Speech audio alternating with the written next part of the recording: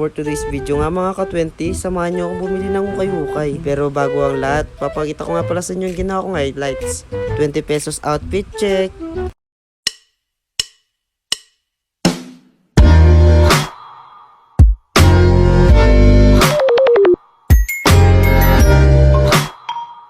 Ito nga pala yung mga ukay-ukay na binili ko para susutin ko mamaya. Yan lang kasi afford ng pera ko. Dito kasi marami ka nang mapipiling maganda tapos makakatipid ka pa. Bumili na nga rin pala ako ng shade ko kasi pag nakikita kitang may kasamang iba, ang sakit sa mata. Tapos na nga ako bumili dito para akong sinusunog sa kapyutan. Nakaramdam na rin pala ako ng gutom dito kaya bumili muna ako ng makain ko.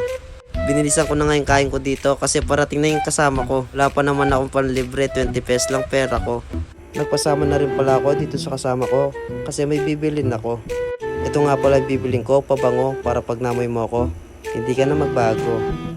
Ganito maglakad yung mga 20 pesos lang ang pera pero nakakapunta kahit saan.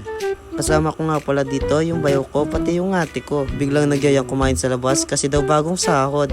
Kaso kay KB, kanya-kanyang baby.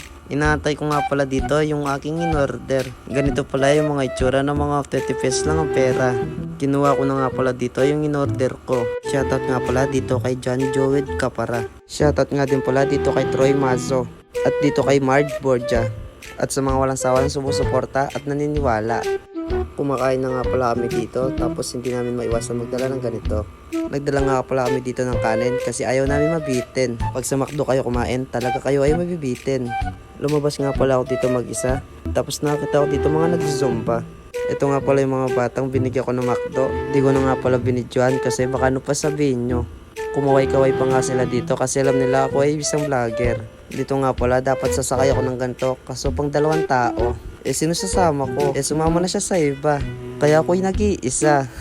Naglibot-libot nga pala ako dito mag-isa. Tapos bigla kitang naalala. Kaya yun, finish na. Bigla ko nga rin pala nakita ang matalik kong barkada. Nagtitinda nga pala siya dito ng stickers. Alam ko marami din nakakilala dito.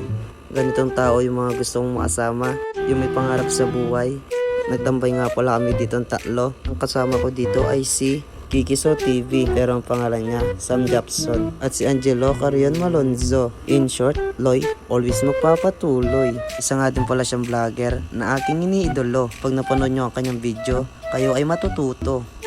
Tapos nga may nagbebenta sa amin ng ganito, mani, tapos hindi ko alam kung ano yung isa. Tapos may kinuwento nga pala siya sa amin kasi daw ganito yung nangyari sa kanya. Ingat kami, snatch ko. Sa tapat ng Capitol, wala naman silang ginawa. Ano nagawa daw ate? Napig mo na lang daw ng barangay, patagal kita may na ako kay cellphone kung... Nagpapabidyo nga pala ako dito kasama ko tapos bigla kitang nakita. May kasamang iba, kaya bibi kalma.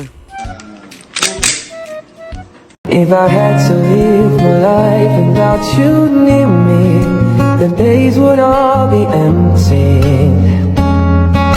The nights would seem so long.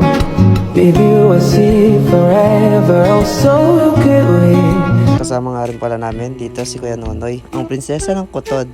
Mabait nga pala yan kapag mabait ka sa kanya. Dito na nga pala nagtatapos ang ating video. Salamat nga pala sa mga sumusuporta at nanonood. Palagi kayo mag-iingat. I love you all.